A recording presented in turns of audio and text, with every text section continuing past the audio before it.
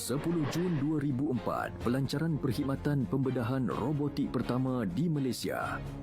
Pada hari ini dalam tahun 2004, Majlis Perasmian Robotik Surgery disempurnakan oleh Yang Berhormat Datuk Dr. Abdul Latif Ahmad, Timbalan Menteri Kesihatan di Jabatan Urologi, Hospital Kuala Lumpur, HKL, Kuala Lumpur.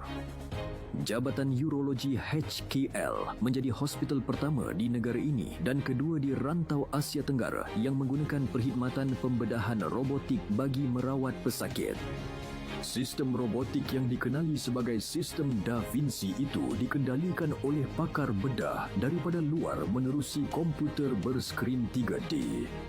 Kaedah ini memudahkan kerja-kerja yang rumit seperti prosedur radikal prostatektomi yang membabitkan pemotongan seluruh kelenjar prostat untuk kanser prostat.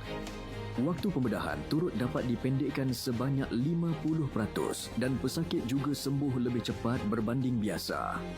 Pihak HKL hanya mengenakan bayaran RM500 untuk sesi pembedahan, menjadikan ia bayaran termurah di dunia.